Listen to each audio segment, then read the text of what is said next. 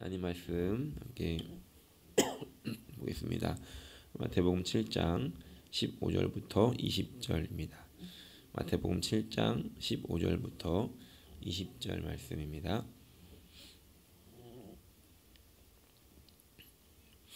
마태복음 7장 15절부터 20절 우리 한 목소리로 봉독하겠습니다. 거짓 선지자들을 삼가라. 양의 옷을 입고 너희에게 나아오나 속에는 노략질하는 일이라. 그들의 열매로 그들을 알지니 가시나무에서 포도를 또는 엉겅퀴에서 무화과를 따겠느냐.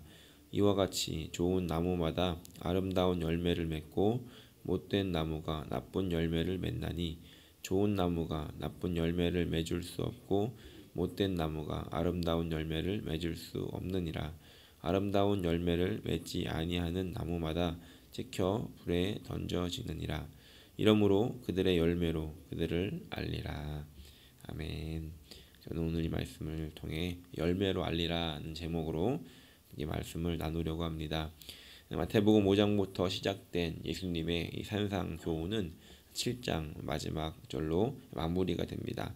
오늘 읽은 말씀은 지난주와 마찬가지로 이제 예수님께서 그 말씀을 마무리하는 과정 속에서 이제 지금까지 한 예수님의 가르침을 어떻게 받아들일 것인지, 그리고 그 가르침을 어떻게 실천하며 살아갈 것인지에 대한 내용을 기록하고 있습니다. 먼저 오늘 15절 말씀은 이렇게 시작합니다. 거짓 선지자들을 삼가라. 예수님께서 오시기 전부터 자신이 메시아다라고 말하는 사람들이 있었고, 또 예수님 이후로도 지금까지 자신이 재림 예수다라고 하는 사람들이 많이 있습니다. 지금 한국에만도 한 50분 정도 와 계시다고 합니다. 세계적으로 본다면 더 많이 있을 것 같습니다. 기분 나쁜 내용이지만 또 한편으로는 이렇게 가짜가 있다라고 하는 것이 정말로 진짜가 있다라고 하는 반증이 되기도 한다는 것입니다. 한국의 남대문 시장에 가보면 그 가짜 옷이나 가방을 파는 매장들이 있는데 그걸 자세히 보면은 좋은 브랜드, 유명한 브랜드, 또 잘 나가는 모델을 가지고 가짜를 만들지 아무거나 가짜를 만들지 않는다는 것입니다. 마찬가지로 예수님이 진짜이기 때문에 오히려 이렇게 거짓 선지자들 또 거짓 메시아들이 더 많이 생겨나고 있는 이런 아이러니한 일들이 생기게 된다는 것입니다. 예수님을 모방하는 그런 가짜 예수도 있지만 또 예수를 믿는다라고 하는 사람들 중에서도 진짜와 가짜가 존재한다는 것을 우리가 말씀을 통해서 깨달을 수 있습니다. 그래서 이 가짜 예수를 믿는다고는 하지만 가짜 예수를 믿는, 그리고 예수님을 진짜로 믿지 않는 사람들은 마치 양의 옷을 입고 그 양무리에 끼어 있지만 그 양무리에 끼어서 원하는 것이 무엇이냐면 실상은 이 양의 탈을 쓰고 그 양무리 속에서 그 양무리를 공격하고 노력하기 위해서 그곳에 숨어 들어와 있다는 것을 우리가 알 수 있다는 것입니다. 그렇다면 우리가 이 세상을 살아가면서 이 진짜와 가짜를 어떻게 구별할 수 있는가, 그것에 대한 말씀이 오늘 16절부터 기록되어져 있는 말씀을 통해서 우리가 그 진짜와 가짜를 구별할 수 있다는 것을 생각해 볼 수 있습니다. 이것은 바로 열매로 그것들을 알 수 있다라고 기록하고 있습니다.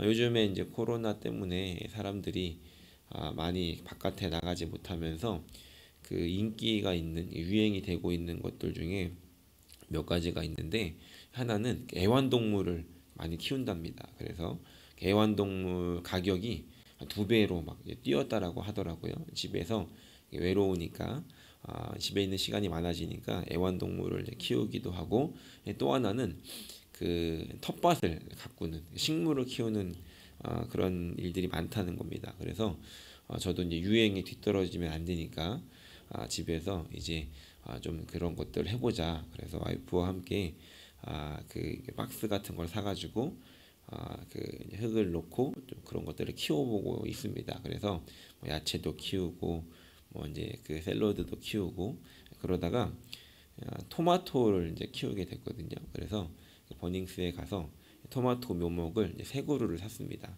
사진을 보니까 모양이 다 다르더라고요. 그래서 어떤 토마토가 나오는지 모양이 다른데 그 다른 각기 다른 새 토마토를 묘목을 이제 사가지고 심었습니다.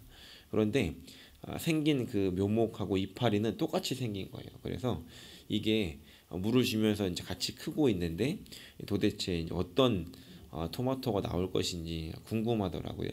커가는 모습은 똑같았습니다. 이파리도 똑같고 터가는 모습도 똑같았는데 이게 정말로 이제 어떤 열매를 맺을 것인지 몰랐는데 요즘에 조금씩 열매를 맺히고 있습니다. 그런데 그 열매를 보니까 알겠더라고요. 어떤 토마토는 길쭉한 토마토 열매를 맺고 있고 또 어떤 토마토는 동그란 열매를 맺고 있고 또 어떤 토마토는 좀 다른 색깔의 열매를 맺고 있는 것을 보게 되었습니다.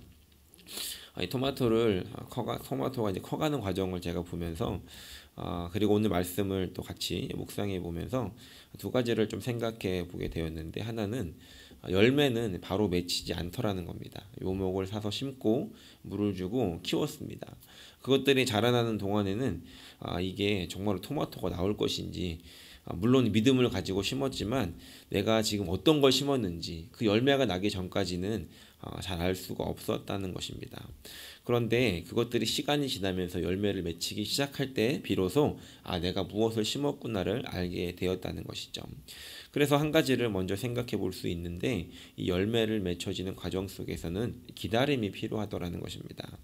이 말씀을 우리가 생각해 볼 때 이 기다림이 필요하다는 것, 우리가 누군가를 열매로 안다라고 하는데 이 기다림이 필요하다는 것은 나에게가 아니라 내가 같이 섬기고 있는, 내가 속해 있는 그 공동체의 다른 누군가를 향해서 가져야 하는 마음이지 않을까 생각해 보게 되었습니다. 우리는 이런 말이 있죠. 그 떡잎부터 알아본다고.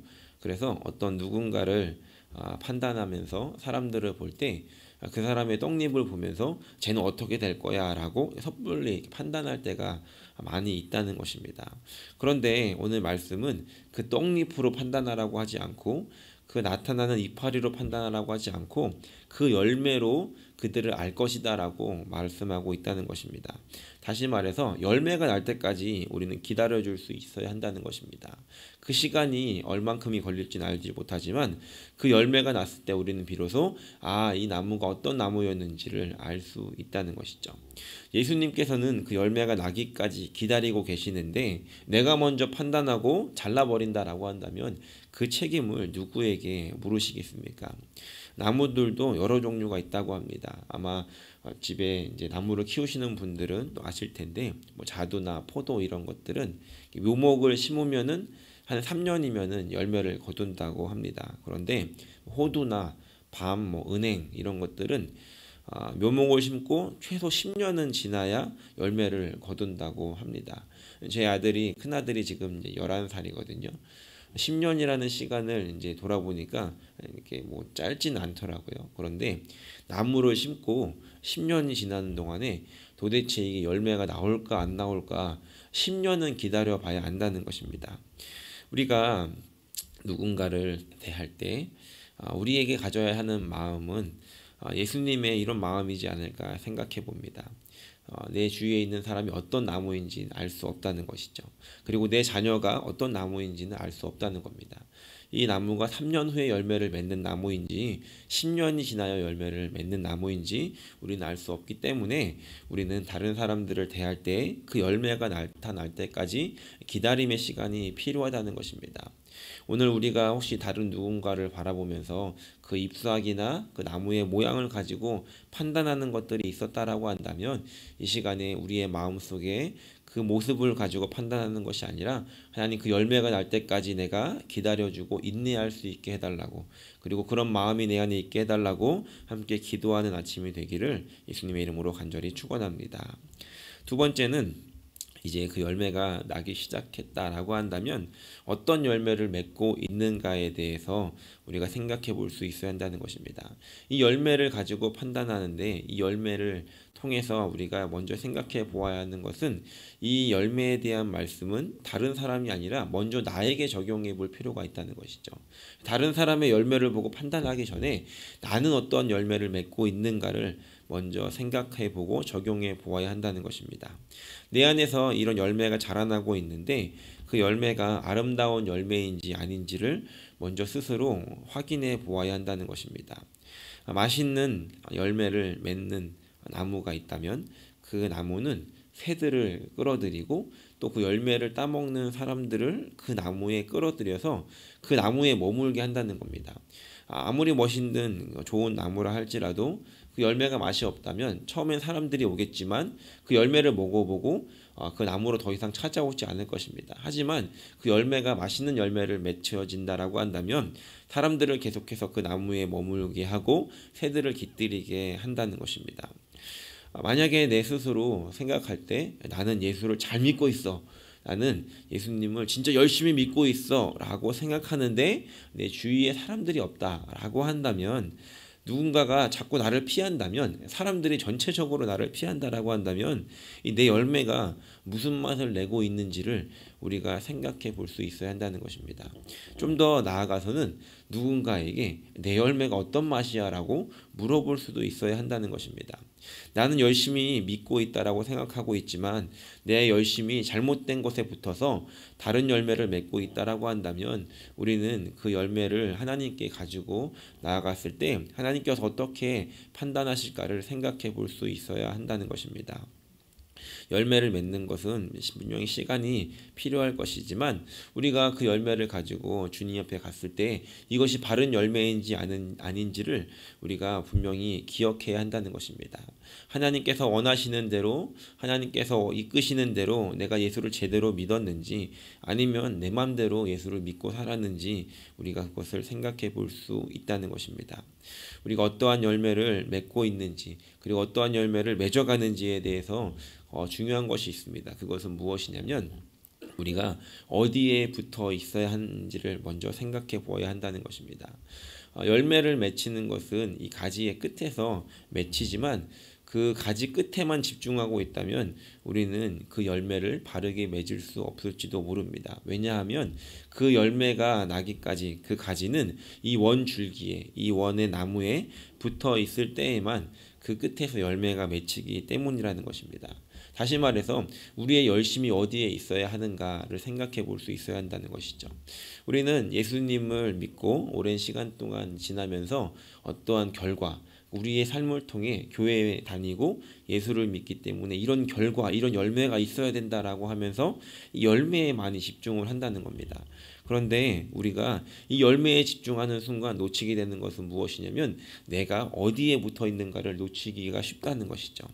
우리가 어디에 붙어 있는가를 더 많이 집중한다면 우리의 삶의 열매는 자연스럽게 맺혀지게 된다는 것입니다. 예수님께서 요한복음 15장 포도나무의 비유를 통해서 우리에게 가르쳐 주신 것은 예수님께서는 그 나무가 되고 우리는 가지이기 때문에 내가 그 예수님의 나무에 잘 붙어 있기만 한다면 아주 자연스럽게 좋은 열매를 맺히게 된다는 것을 우리에게 가르쳐 주고 있다는 것입니다. 오늘 우리가 무슨 열매를 맺고 있는지를 생각하면서 그 열매에 집중하기보다 우리가 그 열매보다 먼저 내가 예수님에게 바르게 붙어 있고 있는가, 그리고 예수님으로부터 매일매일 그 영양분을 공급받고 있는가에 대해서 더 집중하고 살아간다면 우리는 아주 자연스럽게 그리고 아주 당연하게 좋은 열매를 맺을 것이고 그 좋은 열매를 통해서 우리 주위에 사람들을 이끌어들이는 그런 사람들이 되어질 수 있게 되더라는 것입니다. 19절 말씀에 이렇게 기록합니다. 아름다운 열매를 맺지 아니하는 나무마다 찍혀 불에 던져지느니라. 분명히 나무에 가지가 붙어 있고 열매를 맺었는데 그 열매가 어떠한 열매이느냐에 따라서 이제 그 가지가 찍혀질 것인지, 그래서 불에 던져 사라질 것인지 계속해서 열매를 맺게 될 것인지 우리에게 가르쳐주고 있다는 것입니다. 바라기는 오늘 우리의 삶을 다시 한번 돌아보면서 나는 어떠한 열매를 맺고 있는가를 한번 생각해보고 또 한 번 더 생각해 볼 때 그 열매에 내가 너무 집중하고 있었던 것은 아닌가. 내가 뭔가를 해서 이런 결과를 만들어내는 것에 내 어떤 신앙생활을 집중하고 있었던 것은 아닌가. 내가 무엇을 해서 이것을 만들어내야만 하나님이 기뻐하신다라고 생각하고 있지는 않았는가를 다시 한번 돌아보시고 내가 정말로 예수님의 말씀에 붙어서 오늘 하루 그 예수님의 말씀을 나의 삶의 영양분으로 빨아들이고 그리고 자연스럽게 열매가 맺힐 수 있게 하는 그런 삶을 살아갈 수 있는 그런 저 여러분들이 되시기를 예수님의 이름으로 간절히 축원합니다.